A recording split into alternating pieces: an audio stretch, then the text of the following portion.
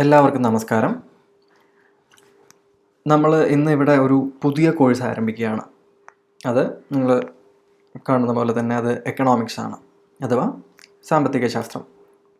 നിങ്ങളിൽ മിക്കവാറും എല്ലാ ആളുകളും പഠിക്കാൻ ആഗ്രഹിക്കുന്ന ഒരു എക്സാം പോയിൻ്റ് ഓഫ് വ്യൂവിൽ നമ്മൾ നോക്കുകയാണെന്നുണ്ടെങ്കിൽ, അതിപ്പോൾ കേരള PSC ആയിക്കോട്ടെ, SSCയുടെ CHSLO CGLO ആയിക്കോട്ടെ, അല്ലെങ്കിൽ റെയിൽവേ എക്സാം ആയിക്കോട്ടെ, ഇനി നമ്മൾ ബാങ്കിൻ്റെ എല്ലാം പ്രിലിമിനറി എക്സാംസ് നിങ്ങൾ പലതും നോക്കിയിട്ടുണ്ടാവാം. ചിലപ്പോൾ അതിൽ വരുന്ന ജനറൽ സയൻസ് പാർട്ടിൻ്റെ ക്വസ്റ്റ്യൻസ് ആയിക്കോട്ടെ, ഇനി ലേറ്റസ്റ്റ് ആയിട്ട് നടന്ന കേരള അഡ്മിനിസ്ട്രേറ്റീവ് സർവീസ് പ്രിലിംസും മെയിൻസും എഴുതിയ ആളുകൾ നിങ്ങളുണ്ടെങ്കിൽ നിങ്ങൾക്കത് മനസ്സിലായിട്ടുണ്ടാവും. അതായത് എക്കണോമിക്സ് എത്രത്തോളം ഇമ്പോർട്ടൻ്റ് ആണ് ഒരു സബ്ജക്റ്റിൽ നിന്ന്, എന്തുകൊണ്ടാണ് ഒരു എക്സാമിന് എക്കണോമിക്സ് ഇത്ര ഇമ്പോർട്ടൻ്റ് ആവുന്നത്.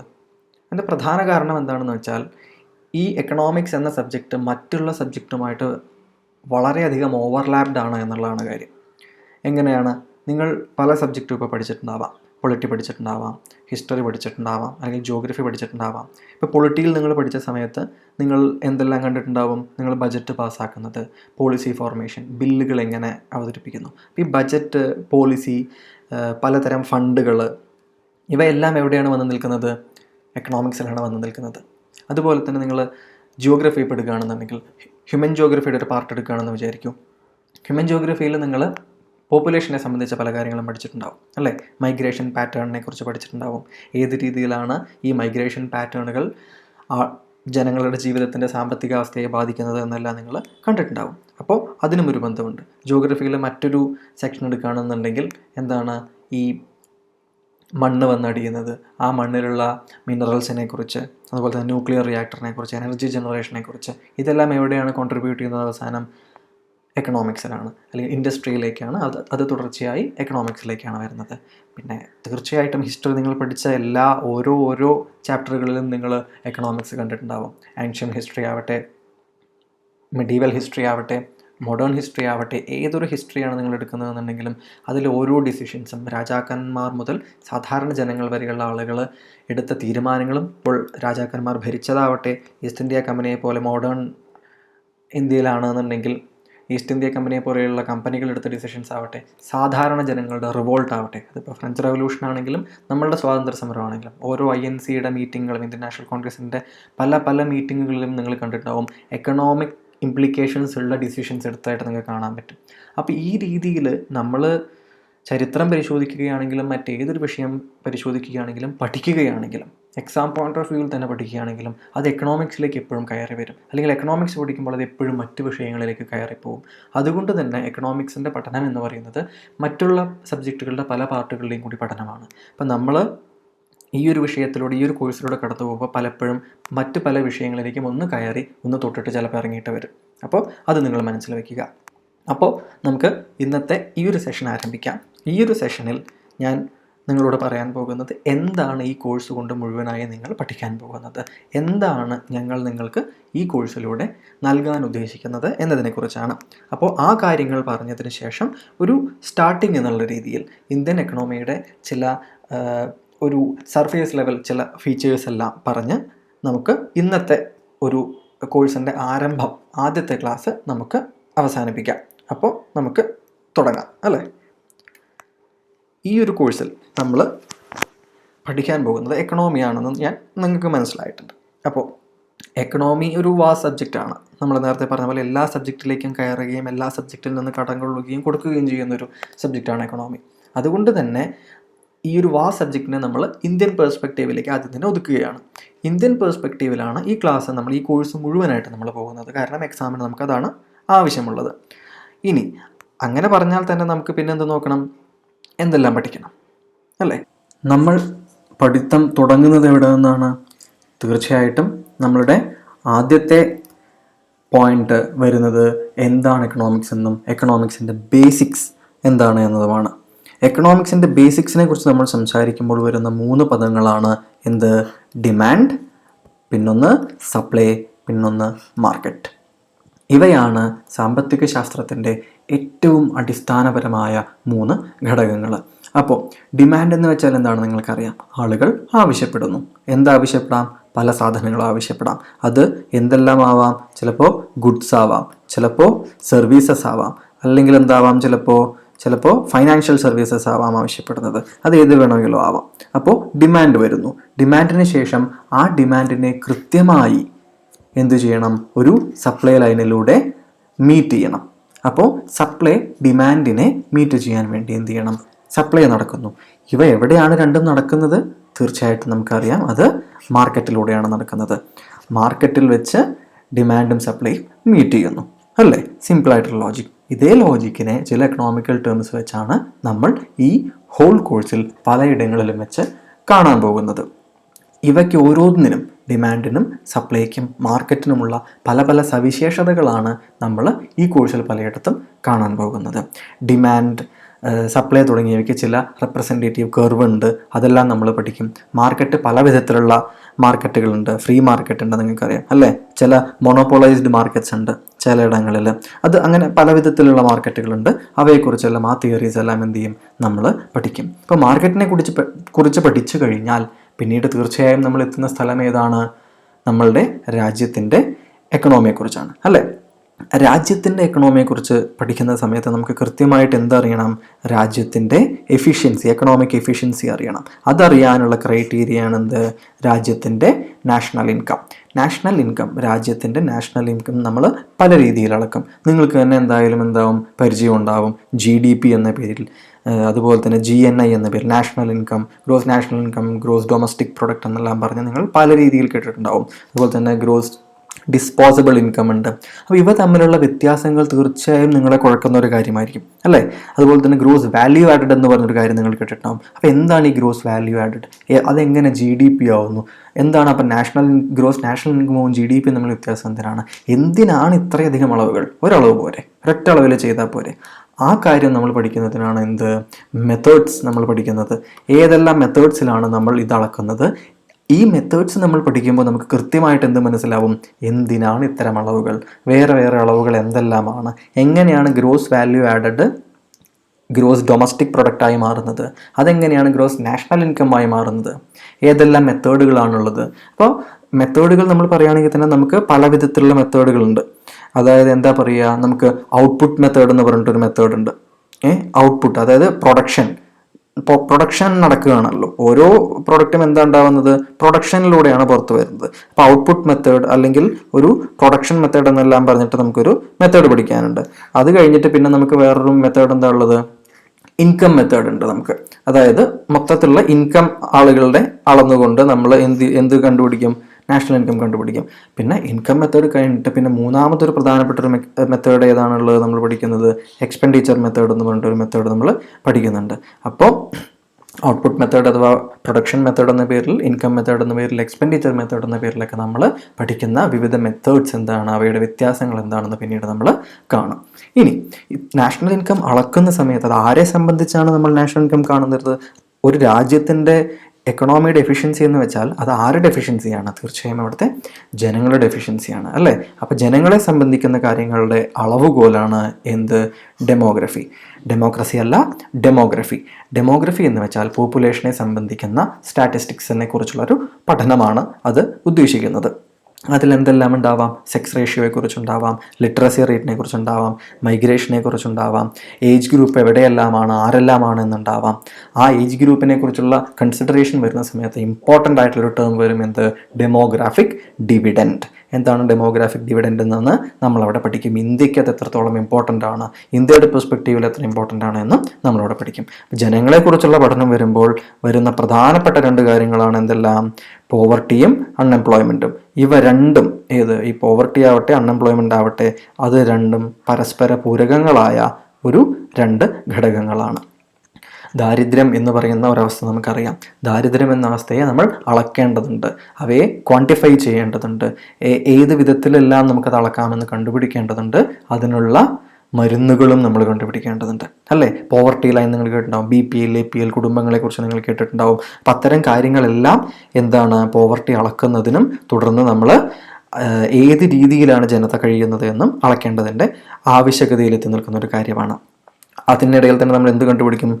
ഇനീക്വാലിറ്റിയെക്കുറിച്ച് നമ്മൾ പഠിക്കും. ഇനീക്വാലിറ്റി എന്താണെന്ന് നിങ്ങൾക്ക് അറിയാം അല്ലേ? വളരെയധികം സമ്പന്നരായവരും വളരെ പാവപ്പെട്ടവരും ജീവിക്കുന്ന ഒരു നാട് തന്നെയാണ് ഇന്ത്യ. അപ്പോൾ ഇനീക്വാലിറ്റിയെക്കുറിച്ച് അറിയാനുള്ള ചില ഗ്രാഫുകൾ, ചില അതിനെക്കുറിച്ചുള്ള ചില ടേമുകൾ, ഗിനി കോഎഫിഷ്യന്റ് എന്നൊക്കെ പറയുന്ന പോലെ ചില കാര്യങ്ങളൊക്കെ ഉണ്ട്. അവയെല്ലാം നമ്മൾ പഠിക്കും. പിന്നെ അൺഎംപ്ലോയ്മെൻറ്റ്, ഏതെല്ലാം തരത്തിലുള്ള അൺഎംപ്ലോയ്മെൻറ്റ് ഉണ്ട്, അൺഎംപ്ലോയ്മെൻറ്റ് ഏതെല്ലാം രീതിയിൽ നമ്മളെ ബാധിക്കുന്നു, അൺഎംപ്ലോയ്മെൻറ്റിനെ സൃഷ്ടിക്കുന്ന കാര്യങ്ങൾ എന്തെല്ലാമാണ്, ഇത്തരത്തിലുള്ള പല കാര്യങ്ങളും എന്ത് ചെയ്യും, നമ്മൾ അൺഎംപ്ലോയ്മെൻറ്റിനെ കുറിച്ചും പഠിക്കുന്നതായിരിക്കും. അതിനുശേഷം ഇത്തരം പ്രശ്നങ്ങൾ നമ്മൾ മനസ്സിലാക്കി കഴിഞ്ഞാൽ നെക്സ്റ്റ് സ്റ്റെപ്പ് എന്താണ്? ഓഫ് കോഴ്സ് നമ്മളുടെ അടുത്ത സ്റ്റെപ്പ് എന്ന് പറയുന്നത് എന്തായിരിക്കണം? നമ്മുടെ സ്റ്റെപ്പ് പ്ലാനിങ് ആയിരിക്കണം. ഒരു ഗവൺമെൻറ് പ്ലാൻ ചെയ്യുന്നു. എന്തിനു വേണ്ടി പ്ലാൻ ചെയ്യുന്നു? ഇത്തരം കാര്യങ്ങളെല്ലാം കൺസിഡർ ചെയ്ത് അവയെ മറികടക്കുന്നതിന് വേണ്ടിയിട്ട് പോളിസീസ് ഉണ്ടാവണം. അപ്പോൾ നിങ്ങൾക്ക് പ്ലാനിങ്ങിനെ കുറിച്ച് കേട്ടാൽ തന്നെ നമുക്ക് ആദ്യം തന്നെ എന്താണ് ഓർമ്മ വരിക? 5 ഇയർ പ്ലാനിങ് അല്ലേ? നമ്മളുടെ സ്വതന്ത്ര ഇന്ത്യ 5 ഇയർ പ്ലാനിങ് ആണ് ആദ്യം തന്നെ എടുത്തിട്ടുണ്ടായിരുന്നത്. അതിനുവേണ്ടി നമ്മൾ പ്ലാനിങ് കമ്മീഷൻ ഉണ്ടായിരുന്നു. അതിനെക്കുറിച്ച് നമ്മൾ പറയും. ഓരോ പ്ലാനിങ്ങും എന്തൊക്കെ ചെയ്തു എന്ന് പറയും.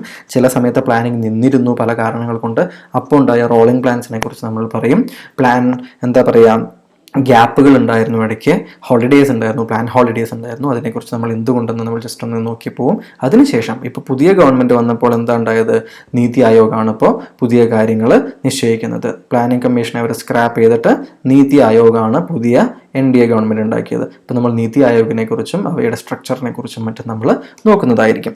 നീതി ആയോഗ് അപ്പോൾ എവിടെ ഏതുമായിട്ട് ഓവർലാപ്പ് ചെയ്യുന്നുണ്ട്? ചെറുതായിട്ട് പൊളിറ്റിയുമായിട്ട് ഓവർലാപ്പ് ചെയ്യുന്നുണ്ട്. നമ്മൾ ഈ ഓൾറെഡി പറഞ്ഞ പല സബ്ജക്റ്റുമായി മറ്റ് സബ്ജക്റ്റുകളുമായിട്ടും എന്ത് ചെയ്യുന്നുണ്ട്? ഓവർലാപ്പ് ചെയ്യുന്നുണ്ടാവും. ഞാനത് പ്രത്യേകം പറഞ്ഞില്ല എന്നേ ഉള്ളൂ. നിങ്ങളത് കണക്ട് ചെയ്ത് പഠിക്കുമെന്നാണ് എൻ്റെ ഒരു വിശ്വാസം. എന്തായാലും പ്ലാനിങ് അങ്ങനെ പോകും. പ്ലാനിങ് നടത്തി കഴിഞ്ഞാൽ പ്ലാനിങ് മാത്രം മതി. ഒരു ടൂർ പോകാൻ നമ്മൾ പ്ലാൻ ചെയ്തു, പിന്നെ എന്ത് വേണം? കയ്യിൽ ചെമ്പ് വേണം. ചെമ്പ് വേണമെങ്കിൽ എന്ത് ചെയ്യണം? റിസോഴ്സ് മൊബിലൈസേഷൻ നടക്കണം. റിസോഴ്സ് മൊബിലൈസേഷൻ എവിടെ നിന്ന് നടക്കും? നമ്മൾ അത് മുഴുവൻ പഠിക്കുന്നത് ഈ ഒരു വലിയ ഹെഡിൻ്റെ അണ്ടറിലാണ്, പബ്ലിക് ഫൈനാൻസ്. പബ്ലിക് ഫൈനാൻസ് എന്നുള്ളൊരു വലിയ ചാപ്റ്റർ ആയിരിക്കും. അത് നമ്മൾ 2-3 എന്താ പറയുക ചാപ്റ്ററായിട്ട് ഡിവൈഡ് ചെയ്ത്, ക്ലാസ്സുകളായി ഡിവൈഡ് ചെയ്തിട്ടായിരിക്കും ആ ചാപ്റ്റർ നമ്മൾ കവർ ചെയ്യുക. അവിടെ ബജറ്റ് വരും. ബജറ്റ് വരുമ്പോൾ തീർച്ചയായും എന്തെല്ലാം വരും? റവന്യൂ ബജറ്റും വരും, അതുപോലെ തന്നെ ക്യാപിറ്റൽ ബജറ്റും വരും അല്ലേ? ഇപ്പോൾ റവന്യൂവിൻ്റെ ഹെഡിൻ്റെ ഇടയിൽ റവന്യൂ എക്സ്പെൻഡിച്ചറിനെ കുറിച്ചും റവന്യൂ എന്തിനെക്കുറിച്ച് നമ്മൾ പഠിക്കണം? റെസിപ്റ്റ്സിനെ കുറിച്ച് നമ്മൾ പഠിക്കണം. ക്യാപിറ്റൽ ബജറ്റിൻ്റെ അണ്ടറിൽ നമ്മൾ ക്യാപിറ്റൽ റെസിപ്റ്റ്സിനെ കുറിച്ചും ക്യാപിറ്റൽ എക്സ്പെൻഡിച്ചറിനെ കുറിച്ചും നമ്മൾ പഠിക്കണം. അതുപോലെ തന്നെ നെക്സ്റ്റ് ഇമ്പോർട്ടൻറ്റ് സാധനം ബജറ്റിൽ വരുന്നത് എന്താണ്? ഏറ്റവും പ്രധാനപ്പെട്ട റിസോഴ്സ് മൊബിലൈസേഷൻ നടക്കുന്ന ഒരു കാര്യങ്ങളിലൊന്ന് ടാക്സേഷനാണ്, നിങ്ങൾക്കറിയാം. അപ്പോൾ ടാക്സേഷൻ ഏത് രീതിയിൽ നടക്കുന്നു എന്നതും വിവിധ തരത്തിലുള്ള ടാക്സുകൾ, ഡയറക്റ്റ് ടാക്സ് ആവട്ടെ, ഇൻഡയറക്റ്റ് ടാക്സ് ആവട്ടെ, ടാക്സ് ബേണൻസി, ടാക്സ് ഇലാസ്റ്റിസിറ്റി തുടങ്ങിയ ചില ഗ്രാഫിക്കൽ റെപ്രസെൻറ്റേഷൻസ്, അങ്ങനെ ടാക്സിനെ സംബന്ധിക്കുന്ന കാര്യങ്ങളെല്ലാം എന്ത് ചെയ്യും? നമ്മൾ ഈ ഒരു ഘട്ടത്തിൽ പറഞ്ഞു പോകും. പിന്നെ ടാക്സിനെ കുറിച്ച് പറയുമ്പോൾ തീർച്ചയായും നമ്മൾ വന്നെത്തുന്ന മറ്റൊരു സ്ഥലം, പുതിയ ചോദ്യങ്ങളിൽ എപ്പോഴും വരുന്നൊരു കാര്യമാണ് എന്ത്? GST. ഇപ്പോൾ ഗുഡ്സ് ആൻഡ് സർവീസ് ടാക്സ് എന്തെല്ലാമാണ്? അത് ജസ്റ്റ് ഏതെല്ലാം ടാക്സുകൾ സബ്സ്യൂം ചെയ്തു എന്ന് മാത്രം പറഞ്ഞു പോകാതെ നമ്മൾ GST ഉണ്ടാക്കിയ ചില ഇൻസ്റ്റിറ്റ്യൂഷൻസിനെ കൂടി ഉൾപ്പെടുത്തിക്കൊണ്ടൊരു ചർച്ചയാണ് ഉദ്ദേശിക്കുന്നത്. അതായത് ആ ക്വസ്റ്റ്യൻസ് പല സ്ഥലങ്ങളിൽ നിന്നും വരാൻ സാധ്യതയുണ്ട്. പ്രത്യേകിച്ച് ഈ ഒരു സമയത്ത് പല വിവാദങ്ങളും ഉണ്ടാവുന്നുണ്ട്. ചില മോണോപ്പൊളി, ഇപ്പോൾ ജിയോ ഇൻട്രൊഡ്യൂസ് ചെയ്തപ്പോൾ മോണോപ്പൊളി വന്നു അല്ലേ? അതുപോലെ തന്നെ അത്തരം മോണോപ്പൊളികൾ ഒഴിവാക്കാൻ വേണ്ടിയിട്ട് എന്താണ് പല സ്ഥലത്തും ചില ഇൻസ്റ്റിറ്റ്യൂഷൻസ് വരുന്നുണ്ട്. ഇതുപോലെ തന്നെ ഇവിടെ നമ്മളുടെ ഇപ്പോൾ GSTയെ സംബന്ധിച്ചിടത്തോളം ആ കാര്യം നോക്കുകയാണെന്നുണ്ടെങ്കിൽ അതുപോലൊരു ഇൻസ്റ്റിറ്റ്യൂഷൻ വന്ന എന്തായിരുന്നു? കൃത്യമായിട്ട് നമ്മളുടെ GST കൊണ്ടുള്ള ലാഭം കൊയ്യുന്ന ഇടനിലക്കാരാവട്ടെ അല്ലെങ്കിൽ മാനുഫാക്ചറിങ് കമ്പനികളും എല്ലാവരും ആവട്ടെ, അവർ കൃത്യമായിട്ട് ആ ലാഭം വില കുറച്ചുകൊണ്ട് എവിടേക്ക് പാസ് ചെയ്യുന്നുണ്ടോ, കസ്റ്റമേഴ്സിലേക്ക് പാസ് ചെയ്യണമെന്ന് അറിയണം വേണ്ടേ? അത്തരം കാര്യങ്ങൾ അറിയുന്നതിന് വേണ്ടിയിട്ട് പിന്നെ GST കൗൺസിൽ ഉണ്ട്. അപ്പോൾ ഇത്തരത്തിൽ കുറേ ഇൻസ്റ്റിറ്റ്യൂട്ട്സ് എന്ത് ചെയ്യുന്നുണ്ട്? പുതിയതായിട്ട് വന്നിട്ട് വർക്ക് ചെയ്യുന്നുണ്ട്. ഇവയിൽ ചിലത് കോൺസ്റ്റിറ്റ്യൂഷണൽ ഇൻസ്റ്റിറ്റ്യൂട്ട്സ് ആണ്, ചിലത് സ്റ്റാറ്റ്യൂട്ടറി ബോഡീസ് ആണ്. അപ്പോൾ ഇത്തരം കാര്യങ്ങളെല്ലാം നമ്മൾ ആ ഒരു ഭാഗത്ത് കൃത്യമായിട്ട് പഠിച്ചു പോകും. പിന്നെ കുറച്ച് പുതിയ എക്സാമുകൾ അല്ലെങ്കിൽ ലേറ്റസ്റ്റ് ആയിട്ടുള്ള പല എക്സാം പോയിന്റ് ഓഫ് വ്യൂവിലും കാണുന്നൊരു കാര്യമാണെന്ത്? ഈ റൂറൽ ഡെവലപ്മെൻറ്റിൻ്റെ ഒരു കാര്യം. റൂറൽ ഡെവലപ്മെൻറ്റ് പ്രോഗ്രാംസിനെ കുറിച്ചും സ്കീമിനെ കുറിച്ചും തുടർച്ചയായി ചോദ്യങ്ങൾ വന്ന് കാണുന്നത് കൊണ്ട് നമ്മൾ അതൊരു സ്പെഷ്യൽ ഒരു സെക്ഷനായിട്ട് നമ്മൾ ഒരു ഹോൾ സെക്ഷൻ അതായിരിക്കുമെന്ന് അറിയില്ല, ഏതെങ്കിലും കുറച്ച് കാര്യങ്ങൾ ഉൾപ്പെടുത്തിക്കൊണ്ട് നമ്മൾ റൂറൽ ഡെവലപ്മെൻറ്റ് പ്രോഗ്രാംസിനെ കുറിച്ചും സ്കീമുകളെ കുറിച്ചും ഒന്ന് കവർ ചെയ്യുന്നതായിരിക്കും. പിന്നീട് ഒരു എക്കണോമിയെ സംബന്ധിച്ചിടത്തോളം എന്താണ്? അതിന് പല സെക്ടേഴ്സ് ഉണ്ട് അല്ലേ? പ്രൈമറി സെക്ടർ ഉണ്ട്, സെക്കൻഡറി സെക്ടർ ഉണ്ട്, ടേഴ്സറി സെക്ടറും പിന്നെ തുടർച്ചയായിട്ട് അങ്ങനെ പോകുന്നുണ്ട്. അപ്പോൾ ആ സെക്ടേഴ്സിനെ കുറിച്ചെല്ലാം നമ്മൾ ചർച്ച ചെയ്യുന്നതിനോടൊപ്പം സ്പെസിഫിക് ആയിട്ട് ഇമ്പോർട്ടൻ്റ് ആയിട്ടുള്ള സെക്ടേഴ്സ് ആയിട്ടുള്ള അഗ്രികൾച്ചർ, ഇൻഡസ്ട്രി ആൻഡ് സർവീസ് സെക്ടറിനെ കുറിച്ച് നമ്മൾ സംസാരിക്കും. ഇപ്പോൾ അഗ്രികൾച്ചറിനെ കുറിച്ച് പറയുന്ന സമയത്ത് നമ്മൾ എന്തെല്ലാം പറയേണ്ടി വരും? വിവിധതരം വിളകളെക്കുറിച്ച്, അവ എവിടെ ഏത് സമയത്ത് കൃഷി ചെയ്യുന്നു എന്ന് നമ്മളൊന്ന് പറഞ്ഞു പോകും. സ്റ്റാറ്റിക് ആയിട്ടുള്ള ഇൻഫർമേഷൻസ് ആണ് അവയെല്ലാം. അതുപോലെ തന്നെ ഈ അഗ്രികൾച്ചറിന് വേണ്ടിയിട്ടുള്ള ഫണ്ടിങ് എങ്ങനെയാണ്, പിന്നെ നബാർഡ് പോലെയുള്ള ബാങ്കുകളെക്കുറിച്ച്, RRBകളെക്കുറിച്ചൊക്കെ നമ്മളവിടെ പറഞ്ഞു പോകും. അതുപോലെ തന്നെ മിനിമം സപ്പോർട്ട് പ്രൈസ് പോലെയുള്ള ഘടകങ്ങളെക്കുറിച്ച് പറഞ്ഞു പോകും. അപ്പോൾ തീർച്ചയായിട്ടും പിന്നീട് നമ്മൾ എവിടേക്ക് എത്തും? ഇപ്പോൾ ലേറ്റസ്റ്റ് ആയിട്ട് നടക്കുന്ന കാർഷിക പ്രക്ഷോഭങ്ങൾ അറിയാമല്ലോ, അതായത് കോൺട്രാക്ട് ഫാമിംഗ് പോലെ, അതുപോലെ തന്നെ മണ്ടീസിനെ എന്താ പറയുക, നമ്മൾ മറികടന്നുകൊണ്ട് ബൈപ്പാസ് ചെയ്തുകൊണ്ട് എവിടേക്കാണ് ഡയറക്റ്റ് കോർപ്പറേറ്റ്സുമായിട്ടുള്ള കരാർ ഏർപ്പെടാനുള്ള രീതിയിൽ, അതുപോലെ തന്നെ എന്താണ് എത്ര എമൗണ്ട് നമുക്ക് എത്രത്തോളം ശേഖരിച്ച് വെക്കാൻ പറ്റും എന്നതിനെക്കുറിച്ചുള്ള നിയമങ്ങൾ മാറ്റിയിട്ട് അങ്ങനെ അടിസ്ഥാനപരമായ മാറ്റങ്ങൾ തന്നെ കൊണ്ടുവന്നുകൊണ്ട് എന്ത് ചെയ്യാണ്, എസെൻഷ്യൽ കൊമോഡിറ്റീസ് ആക്ട് ആണ് ഉദ്ദേശിച്ചത്. എസെൻഷ്യൽ കൊമോഡിറ്റീസ് ആക്ടിൻ്റെ അതിൻ്റെ ബേസിസിലുള്ള മാറ്റങ്ങൾ അത് പലതും എടുത്ത് മരുന്ന് അത് നമുക്ക് വിശദമായിട്ട് ആ ഒരു ഭാഗത്ത് ചർച്ച ചെയ്യാം. അത്തരത്തിലുള്ള മാറ്റങ്ങൾ, അടിസ്ഥാനപരമായ മാറ്റങ്ങൾ കൊണ്ടുവന്ന കാര്യങ്ങൾ, ഇവയെല്ലാം നമ്മളവിടെ ചർച്ച ചെയ്യും. ഇതുപോലെ തന്നെ ഇതിനെക്കുറിച്ച് നമ്മൾ ചർച്ച ചെയ്യും ഇൻഡസ്ട്രിയെക്കുറിച്ച്, വിവിധങ്ങളായ ഇൻഡസ്ട്രിയെക്കുറിച്ച്, അവയെ ബാധിക്കുന്ന കാര്യങ്ങളെക്കുറിച്ച്, അവയുടെ വെല്ലുവിളികളാവട്ടെ, അല്ലെങ്കിൽ ഓരോ ഇൻഡസ്ട്രിയുടെയും എത്രത്തോളമാണ് നമ്മളുടെ GDP-യിലേക്കുള്ള കോൺട്രിബ്യൂഷൻ തുടങ്ങിയ കാര്യങ്ങളെല്ലാം നമ്മളവിടെ ചർച്ച ചെയ്യാൻ ശ്രമിക്കുന്നതായിരിക്കും. പിന്നെ അതേപോലെ ഓരോ സെക്ടറും തരുന്ന കോൺട്രിബ്യൂഷൻ പോലെ തന്നെ സർവീസ് സെക്ടറിനെ കുറിച്ചും. സർവീസ് സെക്ടർ നിങ്ങൾക്കറിയാം, നമ്മുടെ കുറച്ച് ആളുകളെ ലേബർ ഫോഴ്സിൽ വർക്ക് ചെയ്യുന്നുള്ളൂ എങ്കിലും ഒരുപാട് നമ്മുടെ GDP-യിലേക്ക് കോൺട്രിബ്യൂട്ട് ചെയ്യുന്ന ഒരു സെക്ടറാണ് സർവീസ് സെക്ടർ. അത് രാജ്യത്തിനെ കുറിച്ചാകട്ടെ, കേരളത്തിൻ്റെ സ്പെസിഫിക് ആയിട്ടാവട്ടെ, സർവീസ് സെക്ടറിന് അങ്ങനെ ഒരു സവിശേഷതയുണ്ട്. അപ്പോൾ ആ ഒരു സെക്ടറിനെ കുറിച്ചും നമ്മളിതുപോലെ ചർച്ച ചെയ്യുന്നതായിരിക്കും. അതിനുശേഷം നമ്മൾ എവിടേക്ക് പോകും? മറ്റൊരു ഇമ്പോർട്ടൻ്റ് ആയിട്ടുള്ള ഒരു സെക്ഷനിലേക്ക് നമ്മൾ പോവുകയാണ്. എവിടേക്ക്? Indian financial system. നിങ്ങൾ കേട്ടിട്ടുണ്ടാവും മണി മാർക്കറ്റുകളെക്കുറിച്ചും അതുപോലെ തന്നെ ക്യാപിറ്റൽ മാർക്കറ്റുകളെക്കുറിച്ചും. ബേസിക് ആയിട്ടുള്ള ഡിഫറൻസ് നിങ്ങളിൽ ചിലർക്ക് അറിയുമായിരിക്കും, ചിലർക്ക് അറിയില്ലായിരിക്കും. ഇത് ഒരു ഷോർട്ട് ടേം ഫണ്ട് റേസിങ് ചെയ്യുന്ന ഒരു മാർക്കറ്റാണ് മണി മാർക്കറ്റ്. ഇതാവട്ടെ എങ്ങനെയാണ് ഒരു ലോങ് ടേം, ഒരുപാട് കുറച്ച് കാലത്തേക്ക് നീണ്ടു നിൽക്കുന്ന രീതിയിലുള്ള ഒരു റിസോഴ്സ് മൊബിലൈസേഷനാണ് ക്യാപിറ്റൽ മാർക്കറ്റ് കൊണ്ട് നടക്കാറുള്ളത്. ഈ കാര്യങ്ങളൊന്ന് ജസ്റ്റ് ഓർത്ത് വയ്ക്കുക. അതിനെക്കുറിച്ച് നമ്മൾ ഇതിലുള്ള ഉപയോഗിക്കുന്ന പല ടൂൾസുമുണ്ട്. ഈ ഒരു മാർക്കറ്റിൽ ഉപയോഗിക്കുന്ന പല ടൂൾസുമുണ്ട്. അവയെക്കുറിച്ച് പഠിക്കണം. കാരണം പല ടൂൾസും തമ്മിലും വളരെ ചെറിയ ഡിഫറൻസ് ആണുള്ളത്. ഇപ്പോൾ commercial bill, certificates of deposit, base and means advance, treasury bills, ഈ വിധത്തിൽ തുടർച്ചയായി പലയിടത്തും ചോദ്യങ്ങൾ SSC-യിലാവട്ടെ PSC-യിലാവട്ടെ ചോദ്യങ്ങൾ കണ്ടുവരുന്നൊരു ഭാഗമാണ് ഈ ഒരു മണി മാർക്കറ്റും ക്യാപിറ്റൽ മാർക്കറ്റും. അപ്പോൾ അതിൻ്റെ സവിശേഷതകളെക്കുറിച്ച് കൃത്യമായിട്ട് നമ്മളൊന്ന് മനസ്സിലാക്കി വെക്കേണ്ടതുണ്ട്. അതിനുശേഷം നമ്മൾ എവിടേക്ക് വരും? എങ്ങനെയാണ് മണി സപ്ലൈ, രാജ്യത്ത് എങ്ങനെയാണ് പണം ഒഴുകി നടക്കുന്നത് എന്ന് നമുക്കൊന്ന് അറിയണം. ഏതെല്ലാം തരത്തിലുള്ള പണമാണുള്ളത്? നമുക്ക് നാരോ മണി, ബ്രോഡ് മണി എന്ന രീതിയിൽ, ബേസ് മണി എന്നുള്ള രീതിയിൽ നമ്മൾ കുറച്ച് എന്ത് പഠിക്കും? കുറച്ച് വിവിധ തരത്തിലുള്ള മണി സപ്ലൈയെക്കുറിച്ച് പഠിക്കും. മണി സപ്ലൈയെക്കുറിച്ച് വരുമ്പോൾ തീർച്ചയായും അടുത്ത പോയിന്റ് എന്തായിരിക്കും? ഇൻഫ്ലേഷൻ ആയിരിക്കും, ഡിഫ്ലേഷൻ ആയിരിക്കും.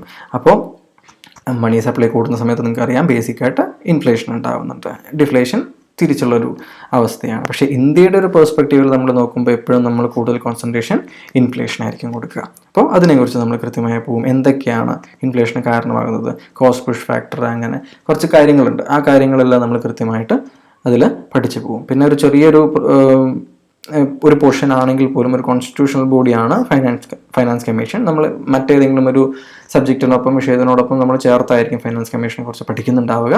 അപ്പോൾ ഫൈനാൻസ് കമ്മീഷനെ കുറിച്ച്, ഈ കോൺസ്റ്റിറ്റ്യൂഷണൽ ബോഡിയെക്കുറിച്ച്, അവ എങ്ങനെയാണ് സെൻട്രൽ സ്റ്റേറ്റ് റിലേഷനെ കുറിച്ചും ടാക്സേഷൻ്റെ ഇടയിലും അവയുടെ ടാക്സ് പങ്കുവെക്കുന്നതിൻ്റെ ഇടയിലൊക്കെ റോൾ എന്താണെന്ന് തുടങ്ങിയ കാര്യങ്ങൾ എന്ത് ചെയ്യും നമ്മൾ പതുക്കെ ഇതിനിടയിൽ കൂടി നമ്മൾ പഠിക്കുന്നതായിരിക്കും. ഓക്കെ, ഇനി അതിനുശേഷം ഇത്രയും കാര്യങ്ങൾ നമ്മുടെ കൃത്യമായി ഇന്ത്യൻ പെർസ്പെക്റ്റീവിൽ നമ്മൾ പഠിച്ച ശേഷം നമ്മളൊരു ജമ്പ് നടത്തും. എവിടേക്ക്? ഇൻ്റർനാഷണൽ എക്കണോമിക് ഓർഗനൈസേഷൻസിലേക്ക്. ഇൻ്റർനാഷണൽ എക്കണോമിക് ഓർഗനൈസേഷൻ നിങ്ങൾക്കറിയാം പലപ്പോഴും ചോദ്യം വരുന്നൊരു കാര്യമാണ്. അതിലെന്ത് ചെയ്യും? പല രീതിയിലുള്ള ഓർഗനൈസേഷൻസ് ഉണ്ട്. ഇപ്പോൾ വേൾഡ് ട്രേഡ് ഓർഗനൈസേഷൻ അതിൽ ഇമ്പോർട്ടൻ്റ് ആയിട്ടുള്ള ഒന്നാണ്. അതുപോലെ തന്നെ നിങ്ങൾക്കറിയാം ഇപ്പോൾ ബിംസ്റ്റെക് പോലെ അല്ലെങ്കിൽ ബ്രിക്സ് പോലെയുള്ള പല ഇൻസ്റ്റിറ്റ്യൂഷൻസും എന്താണ് ഈ രീതിയിൽ എക്കണോമിക് ആയിട്ടുള്ള കാര്യങ്ങളിൽ ഡിസിഷൻ എടുക്കുന്ന പല ഇൻസ്റ്റിറ്റ്യൂഷൻസുമാണ്. അപ്പോൾ നമ്മൾ ആ ഒരു സെക്ടറിൽ നമ്മൾ അതുമായിട്ട് ബന്ധപ്പെട്ട ഇൻ്റലക്ച്വൽ പ്രോപ്പർട്ടി റൈറ്റ്സ് പോലെയുള്ളതും അങ്ങനത്തെ ഉള്ള കാര്യങ്ങളെല്ലാം നമ്മൾ എന്ത് ചെയ്യും? അവിടെ നമ്മൾ ചർച്ച ചെയ്തു പോകും. ഓക്കെ, ഇനി മറ്റൊരു കറണ്ട് അഫയേഴ്സ് പെർസ്പെക്റ്റീവിൽ നോക്കുകയാണെങ്കിൽ ഇമ്പോർട്ടൻ്റ് ആയിട്ടുള്ള സാധനമാണ് എന്ത്, ഗവൺമെൻറ്റിൻ്റെ പുതിയ പുതിയ സ്കീമുകൾ. അത് നാഷണൽ ലെവലിലുള്ള പല സ്കീമുകളുണ്ട്, പല സെക്ടേഴ്സിനെ ബാധിക്കുന്ന സ്കീമുകളുണ്ട്. അവ നമ്മൾ തീർച്ചയായും ഒന്ന് ചർച്ച ചെയ്യേണ്ടതുണ്ട്. ഇമ്പോർട്ടൻ്റ് ആയിട്ടുള്ള സ്കീമുകൾ, ഒരുപക്ഷെ എല്ലാ സ്കീമുകളും നമുക്ക് ചർച്ച ചെയ്തെത്തിക്കാൻ പറ്റിയെന്ന് വരില്ല, എന്നാൽ നമ്മൾ തുടർച്ചയായിട്ട് പലപ്പോഴും കേൾക്കുന്ന അല്ലെങ്കിൽ ഇമ്പോർട്ടൻ്റ് ആയിട്ട് നമ്മൾ കരുതുന്ന പല സ്കീമുകളും നമ്മളൊന്ന് കവർ ചെയ്ത് പോകും. തീർച്ചയായിട്ടും ഇത്രയെല്ലാം കവർ ചെയ്താലും നമുക്ക് എന്താ പറ്റും, കുറച്ച് ടോപ്പിക്സ് എല്ലാം നമ്മൾ എന്തായാലും വിട്ടുപോകും.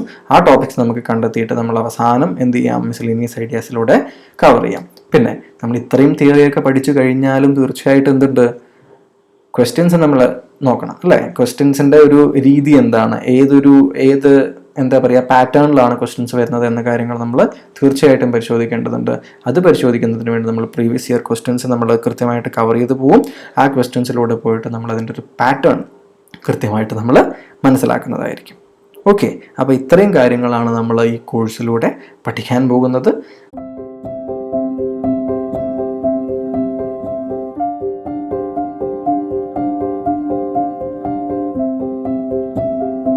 നമുക്കിനി എന്ത് ചെയ്യാം, ഫസ്റ്റ് ക്ലാസ്സിലേക്ക് ഐശ്വര്യമായിട്ട് അങ്ങോട്ട് കിടക്കാം. ആദ്യമായിട്ട് നമ്മൾ തീർച്ചയായും നോക്കാൻ പോകുന്നത് എന്താണ് എക്കണോമിക്സ് എന്നാണ്. ഏതൊരു സബ്ജക്റ്റും തുടങ്ങുന്നത് എങ്ങനെയാണ്, എറ്റിമോളജി പറഞ്ഞിട്ടുണ്ട്. എന്താ എറ്റിമോളജി എന്ന വാക്കിൻ്റെ അർത്ഥം നിങ്ങൾ പലരും കണ്ടിട്ടുണ്ടാവും. അത് നിങ്ങളിപ്പോൾ ഏത് പ്രിപ്പയർ ചെയ്യുന്ന സമയത്തും എറ്റിമോളജി അതിലൊരു ഘടകമാണ്. അത് ആ വാക്കിൻ്റെ ഒറിജിൻ എങ്ങനെയാണ് ആ വാക്കുണ്ടായത് എന്നതാണ്. അപ്പോൾ നിങ്ങൾക്കറിയാം, ഹിസ്റ്ററി പഠിച്ചിരിക്കുന്നത് നിങ്ങൾക്ക് തീർച്ചയായിട്ടും അറിയുമായിരിക്കും. എവിടെ നിന്നാണ് ഒരു സയൻറ്റിഫിക് റെവല്യൂഷൻ, റെനൈസൻസ് ആദ്യം തുടങ്ങുന്നത്? യൂറോപ്പിൽ നിന്നാണ് അല്ലേ. യൂറോപ്പ് അവരുടെ ഒരു കറുത്ത ദിനങ്ങളെല്ലാം കഴിഞ്ഞ് പിന്നീട് അവിടെ ഒരു മതാധിഷ്ഠിതമായ സമൂഹത്തിൽ നിന്നും എങ്ങനെ മാറുകയാണ്, ഒരു റാഷണൽ, ലോജിക്കൽ, ഒരു സയൻറ്റിഫിക് ബേസിസിലുള്ളൊരു സമൂഹമായിട്ട് അവർ ഉയർത്തെണീക്കുകയാണ്. ആ ഉയർത്തി എണീക്കലിന് കാരണമായത് യൂറോപ്പ് ആയതുകൊണ്ട് തന്നെ നമ്മളുടെ ഇന്നത്തെ കാലത്ത് നിങ്ങൾ ശാസ്ത്രത്തിൻ്റെ സയൻറ്റിഫിക് ആയിട്ടുള്ള പല ടേംസും നോക്കുകയാണെങ്കിൽ യൂറോപ്പിലെ പ്രധാന ഭാഷകളായ ലാറ്റിൻ, ഗ്രീക്ക് ഭാഷകളിൽ നിന്നായിരിക്കും അതിൻ്റെ എല്ലാ ഒറിജിൻ. അപ്പം ഇവിടെ എന്താണ്, ഗ്രീക്ക് ഭാഷയിൽ നിന്ന് വന്ന ഒയ്ക്കണോമിയ എന്ന വാക്കാണ് എക്കണോമിക്സ് എന്ന വാക്കിൻ്റെ അടിസ്ഥാനപരമായ വാക്കായിട്ട് കണക്കാക്കപ്പെടുന്നത്. ഇനി എങ്ങനെയാണ് ഈ ഒയ്ക്കണോമിയ എന്ന വാക്ക് എക്കണോമിക്സിലേക്ക് കണക്ട് ആവുന്നതെന്ന് ചോദിക്കുകയാണെങ്കിൽ അത് മാനേജ്മെൻറ്റ് ഓഫ് ഹൗസ് ഹോൾഡ് എന്നാണ് ഈ ഇക്കണോമിയ എന്ന വാക്കിൻ്റെ അർത്ഥം. അപ്പോൾ നമ്മളുടെ എൻറ്റയർ എക്കണോമിയെ എങ്ങനെ കണക്കാക്കുകയാണ്, ഒരു വീട്ടിനുള്ളിൽ നടക്കുന്ന കാര്യങ്ങളായിട്ട് കണക്കാക്കുകയാണ്. ഒരു വീട്ടിനുള്ളിൽ ആരെല്ലാം ഉണ്ടാവും, ഒരു നല്ല രീതിയിൽ അല്ലെങ്കിൽ എന്താ പറയുക ഒരു ജോലിക്ക് കൃത്യമായിട്ട് പോകുന്ന ഒരാൾ എന്നുള്ള രീതിയിൽ ഒരു ആള് വീട്ടിനുള്ളിൽ ഉണ്ടാവും അല്ലെ. ജോലി തേടുന്ന ഒരാളുണ്ടാവും, വീട്ടിൽ പുറത്തേക്ക് ജോലിക്ക് പോവാത്ത ഒരാളുണ്ടാവാം അല്ലെ. ഈ രീതിയിൽ പല രീതിയിലുള്ള ആളുകൾ ഉണ്ടാവാം. ഈ വീട്ടിൽ ജോലിക്ക് പുറത്ത് പോകാത്ത, ഇപ്പോൾ അമ്മയോ അല്ലെങ്കിൽ മറ്റു സഹോദരിമാരോ ആരെങ്കിലും ഉണ്ട് ജോലിക്ക് പോകാത്ത ആളുകളാണെന്നുണ്ടെങ്കിൽ അവരും പക്ഷേ എക്കണോമിക് ഒരു കോൺട്രിബ്യൂഷൻ നടത്തുന്നുണ്ട് അല്ലേ. അവരുടെ ജോലിയും എങ്ങനെ കോൺട്രിബ്യൂട്ട് ചെയ്യുന്നുണ്ട്, എക്കണോമിക്ക് കോൺട്രിബ്യൂട്ട് ചെയ്യുന്നുണ്ട്. അപ്പോൾ ഇവയെല്ലാം കൂടി ഒരു വീട്ടിൽ കണക്കാക്കുന്ന പോലെ നമുക്ക് എന്ത് ചെയ്യാം, എൻറ്റയർ എക്കണോമിയെ കൂടി നമുക്ക് കണക്കാക്കാം എന്നതാണ് ഈ ഒരു ഒയ്ക്കണോമിയ എന്ന ഒരു എറ്റിമോളജി വാക്കിൻ്റെ അർത്ഥം. അതുകൊണ്ടാണ് ഞാനത് ഉൾപ്പെടുത്തിയത്. പിന്നീട് പ്രധാനപ്പെട്ട മറ്റൊരു പേരാണ് Adam Smith, father of modern economics എന്നറിയപ്പെടുന്നവരാണ് ആഡം സ്മിത്ത്. ആഡം സ്മിത്തിനെ കുറിച്ച് നിങ്ങൾ കേട്ടിട്ടുണ്ടാവും. അദ്ദേഹത്തിൻ്റെ പ്രശസ്തമായ ഒരു ബുക്കാണ്. അങ്ങനെ 18th സെഞ്ചുറിയിൽ ജീവിച്ചിരുന്ന ഒരു എക്കണോമിസ്റ്റാണ്, ഒരു ഫിലോസഫറാണ്. അദ്ദേഹം 1776 വെൽത്ത് ഓഫ് നേഷൻസ് എന്ന് പറഞ്ഞ ഫേമസ് ബുക്ക് ഇറക്കിയിട്ടുണ്ടായിരുന്നു. അദ്ദേഹത്തിൻ്റെ പല ചിന്തകളും, അതായത് എന്താ പറയുക, ഫ്രീ മാർക്കറ്റിനെ കുറിച്ചുള്ള അല്ലെങ്കിൽ കൃത്യമായ അസംബ്ലി ലൈൻ പ്രൊഡക്ഷനൊക്കെ നടക്കണ്ടേ, അതിനെക്കുറിച്ച്, അതുപോലെ തന്നെ GDP കുറിച്ച്, ഇതിനെക്കുറിച്ചൊക്കെ അദ്ദേഹം നടത്തിയ പല വിധത്തിലുള്ള ചിന്തകളും ആണ് ഇന്നത്തെ മോഡേൺ എക്കണോമിക്സിൻ്റെ പല അടിസ്ഥാന ഘടകങ്ങളെയും നിശ്ചയിച്ചത്. അതുകൊണ്ട് ആഡം സ്മിത്ത് ആണ് എന്തായിട്ട് അറിയപ്പെടുന്നത്, മോഡേൺ എക്കണോമിക്സിൻ്റെ ഒരു പിതാവായിട്ട് അറിയപ്പെടുന്നത്. അദ്ദേഹം എക്കണോമിക്സ് ഒരു സയൻസ് ആയിട്ട് കണക്കാക്കി. തീർച്ചയായിട്ടും എന്തെല്ലാം ബാധിക്കുന്ന സയൻസ്, പ്രൊഡക്ഷനെ, അതുപോലെ തന്നെ ഡിസ്ട്രിബ്യൂഷനെ, അതുപോലെ തന്നെ കൈമാറ്റത്തെ, എക്സ്ചേഞ്ചിനെ, ഇവയെ മൂന്നിനെയും സംബന്ധിക്കുന്ന ഒരു സയൻസ് ആയിട്ടാണ് അദ്ദേഹം കണക്കാക്കിയത്, എക്കണോമിക്സിനെ കണക്കാക്കിയത്. ഇനി മോഡേൺ എക്കണോമി നോക്കുകയാണെങ്കിൽ നിങ്ങൾക്കറിയാം എന്താണ് മോഡേൺ എക്കണോമി എന്ന് പറയുന്നത്. വളരെ ബേസിക് ആയിട്ട് നമ്മൾ എന്താണ് ഇനി ഈ മൊത്തം കോഴ്സിൽ പഠിക്കാൻ പോകുന്നത് എന്നുള്ളതിൻ്റെ പ്രധാന വാക്കുകളാണ് അവയെല്ലാം. ലിമിറ്റഡ് റിസോഴ്സ് നമുക്കറിയണം. അവയിൽ നിന്ന് എഫിഷ്യൻ്റ് ആയിട്ട് എന്ത് ചെയ്യണം, ഔട്ട്പുട്ട് ഉണ്ടാക്കണം. ആരെല്ലാം ഇത് ചെയ്യുക, ഇൻഡിവിജ്വൽസ്, ഫേംസ്, അതുപോലെ തന്നെ ഗവൺമെന്റ്സ്. ഇവയെല്ലാം കൂടി ചേർന്ന് ഓരോ ഏജന്റെയും, ഈച്ച് ഏജൻസ് ആക്ഷൻ, ഓരോ ഏജന്റിന്റെയും ആക്ഷൻ എന്ത് ചെയ്യും, ഈ ഹോൾ എക്കണോമിയിൽ ഒരു ഇമ്പാക്റ്റ് ഉണ്ടാവും. അത് നിങ്ങൾ നാഷണൽ ഇൻകം എല്ലാം പഠിക്കുന്ന സമയത്ത് നിങ്ങൾക്ക് കൃത്യമായി മനസ്സിലാവും. ഒരാളുടെ എക്സ്പെൻഡിച്ചർ മറ്റൊരാളുടെ ഇൻകം ആണ് അല്ലേ? ഒരാൾ ചിലവാക്കുമ്പോൾ അത് മറ്റൊരാളുടെ ഇൻകം ആയിട്ടാണ് പോകുന്നത്. അപ്പോൾ ഈ വിധത്തിൽ കൃത്യമായിട്ട് മോഡേൺ എക്കോണമി എങ്ങനെയാണ് വർക്ക് ചെയ്യുന്നത് എന്നത് എന്ത് ചെയ്യാം, നമുക്ക് കൃത്യമായിട്ട് ഇതിൽ നിന്ന് മനസ്സിലാക്കാൻ പറ്റും. ഇനി എന്തുകൊണ്ടാണ് ഇത് പഠിക്കേണ്ടത്? എന്തിനു നമ്മൾ പഠിക്കണം? നമുക്കതിൻ്റെ ഒരു എക്കണോമിയുടെ ഫൈനാൻഷ്യൽ കണ്ടീഷൻ നമുക്ക് കൃത്യമായിട്ട് അറിയണം, അതിൻ്റെ എഫിഷ്യൻസി നമുക്ക് അറിയണം. എന്നാൽ മാത്രമേ നമുക്ക് ജനങ്ങളുടെ പൊട്ടൻഷ്യൽ ഉപയോഗിച്ചുകൊണ്ട് കൃത്യമായൊരു ഫ്യൂച്ചർ പ്ലാൻ ചെയ്യാൻ പറ്റുള്ളൂ. ഇപ്പോൾ കോവിഡ് വന്നപ്പോൾ നിങ്ങൾക്കറിയാം, ആത്മനിർഭർ ഭാരത് അഭിയാൻ നമ്മൾ റോൾ ഔട്ട് ചെയ്തു സെൻട്രൽ ഗവൺമെൻറ്. അതുപോലെ കേരളത്തിൽ പ്രളയം വന്നു, അല്ലേ? പ്രളയം വന്നപ്പോൾ എന്ത് ചെയ്തു? കേരള ഗവൺമെൻറ് എന്ത് ചെയ്തു? നവകേരള മിഷൻ റോൾ ഔട്ട് ചെയ്തു. അതുപോലെ കൃത്യമായി ഇത്തരം കാര്യങ്ങൾ പഠിച്ചാലേ നമുക്ക് എന്ത് ചെയ്യാൻ പറ്റുള്ളൂ? കൃത്യമായ പോളിസി പ്ലാൻസ് നടപ്പിലാക്കാൻ കഴിയുള്ളൂ. ഇനി 2 തരത്തിലുള്ള എക്കോണമിയാണുള്ളത്. നമുക്കത് പറഞ്ഞുകൊണ്ട് ഒഫീഷ്യലി നമുക്ക് ക്ലാസ്സിൻ്റെ ഉള്ളിലേക്ക് പതുക്കെ കയറാം. ഓപ്പൺ എക്കോണമിയും ക്ലോസ്ഡ് എക്കോണമിയും. എന്താണ് ഓപ്പൺ എക്കോണമി? ആ വാക്കിൽ നിന്ന് തന്നെയുണ്ട്, ഫ്രീ ഫ്രം ട്രേഡ് ബാരിയേഴ്സ്. ഒരു തരത്തിലുള്ള ട്രേഡ് ബാരിയേഴ്സും ഇല്ലാതെ വളരെ എളുപ്പത്തിൽ സാധനങ്ങൾ കൊണ്ടുവരാനും, ഗുഡ്സ് ആവട്ടെ, സർവീസസ് ആവട്ടെ, ആളുകളാവട്ടെ, ജോലി ചെയ്യുന്നവർ അങ്ങോട്ടും ഇങ്ങോട്ടും മൂവ്മെൻ്റ് ഉണ്ട്. അതാണ് ഫ്രീ മാർക്കറ്റ്, ഓപ്പൺ എക്കോണമി. മനസ്സിലായോ? അത്തരം എക്കണോമികളിൽ ലാർജ് പെർസെൻറ്റേജ്, വലിയ പെർസെൻറ്റേജ് എന്തിൽ നിന്നായിരിക്കും? ഇമ്പോർട്ട് എക്സ്പോർട്ടുകളിൽ നിന്നായിരിക്കും. ഇമ്പോർട്ടുകളും എക്സ്പോർട്ടുകളും ആയിരിക്കും ആ എക്കണോമിയുടെ ഏറ്റവും വലിയ പോർഷൻ കോൺട്രിബ്യൂട്ട് ചെയ്യുന്നത്. ഇതാണ് ഓപ്പൺ എക്കണോമി. ക്ലോസ്ഡ് എക്കണോമി നേരെ തിരിഞ്ഞിട്ട്, ഒന്നും എക്സ്പോർട്ട് ചെയ്യുന്നില്ല, ഒന്നും ഇമ്പോർട്ട് ചെയ്യുന്നില്ല. അവർ സെൽഫ് സഫിഷ്യൻ്റ് ആണ്. ഇവിടെ എന്തൊക്കെ ഉണ്ടാക്കണോ അതെല്ലാം ഇവിടെ അവൈലബിൾ ആണ്. ഇവിടെ എന്തെല്ലാം ഞങ്ങൾക്ക് ആളുകൾ കൺസ്യൂം ചെയ്യുന്നോ അതൊന്നും എന്ത് ചെയ്യേണ്ട ആവശ്യമില്ല, ഇമ്പോർട്ട് ചെയ്യേണ്ട ആവശ്യമില്ല. ഇവിടെ ഒന്നും എക്സ്പോർട്ടും ചെയ്യേണ്ട ആവശ്യമില്ല. ആ ഒരു രീതിയിൽ പോകുന്ന കാര്യമാണ് സെൽഫ് സഫിഷ്യൻ്റ് ആയിട്ടുള്ള എക്കോണമിയാണ് ക്ലോസ്ഡ് എക്കോണമി. മനസ്സിലായോ? പക്ഷേ നിങ്ങളൊന്ന് ആലോചിച്ച് നോക്കൂ, ഏതെങ്കിലും ഒരു എക്കോണമി കംപ്ലീറ്റ്ലി ഓപ്പണോ കംപ്ലീറ്റ്ലി ക്ലോസ്ഡോ ആവുമോ? എന്തായാലും ആവില്ല. എല്ലാ എക്കോണമിയും എങ്ങനെയാണ്? ഒന്നില്ലെങ്കിൽ ഓപ്പൺ എക്കോണമിയോട് ചേർന്ന് നിൽക്കുന്നതാണ്, അല്ലെങ്കിൽ ക്ലോസ്ഡ് എക്കോണമിയോട് ചേർന്ന് നിൽക്കുന്നതാണ്. അല്ലാതെ ഒരിക്കലും പ്യുവർലി ഓപ്പണോ പ്യുവർലി ക്ലോസ്ഡോ ആയിട്ടുള്ള ഒരു എക്കോണമി നമുക്ക് ലഭിക്കില്ല. ഇനി എന്താണ് ഈ ഒരു ഡിഗ്രി ഓഫ് ഓപ്പൺനെസ്സിനെ തീരുമാനിക്കുന്ന ഘടകങ്ങൾ? അതെന്തൊക്കെയാണ്? താരിഫുകൾ. എന്താണ് താരിഫുകൾ? ഇമ്പോർട്ട് അല്ലെങ്കിൽ എക്സ്പോർട്ട് ടാക്സുകളൊക്കെ ഉണ്ട്, അല്ലേ? അപ്പോൾ ടാക്സ് കൂടുന്നതും കുറയുന്നതനുസരിച്ച് എന്ത് സംഭവിക്കും? ഈ ഒരു സാധനങ്ങളുടെ വരവും പോക്കും എല്ലാം കുറയും, കൂടും. അപ്പോൾ താരിഫ്സ് അതിനെ നിശ്ചയിക്കും. ഇനി ഇമ്പോർട്ട് ആൻഡ് എക്സ്പോർട്ട് കോട്ടാസ്. ഇപ്പോൾ ഒരു ഉദാഹരണത്തിന് ഇന്ത്യയിൽ ഒരുപാട് സ്റ്റീൽ മാനുഫാക്ചറിങ് ആളുകളുണ്ട്, ഇല്ലേ? ചൈനയും അതുപോലെ ഭയങ്കരമായ സ്റ്റീൽ ഉൽപ്പാദിപ്പിക്കുന്ന ഒരു രാജ്യമാണ്. ചൈനീസ് സ്റ്റീൽ മുഴുവൻ ഇന്ത്യയിൽ കൊണ്ട് നിങ്ങൾ ഡംപ് ചെയ്ത് വിചാരിക്കുക, ഇവിടുത്തെ സ്റ്റീൽ മാനുഫാക്ചറിങ് കമ്പനികൾക്ക് അടച്ചുപൂട്ടേണ്ടി വരും.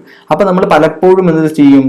ഒരു സംഗതി അത്രയ്ക്കൊരു സുഖകരമായ അവസ്ഥയിലല്ലാതെ തോന്നിക്കഴിഞ്ഞാൽ നമ്മൾ ചില കോട്ടാസ് ചലഞ്ച്, ഞാൻ സ്റ്റീൽ ഒരു ഉദാഹരണം പറഞ്ഞതേ ഉള്ളൂ, അതിൽ കോട്ടാസ് ഇപ്പം നിശ്ചയിക്കേണ്ടതൊന്നും എനിക്ക് കൃത്യമായിട്ട് അറിയില്ല, ഞാൻ ഉദാഹരണം പറഞ്ഞാണ്. അപ്പോൾ നമ്മൾ കോട്ടാസ് നിശ്ചയിക്കും. അതുപോലെ തന്നെ പിന്നെ എക്സ്ചേഞ്ച് റേറ്റ് ലിമിറ്റ്സ്.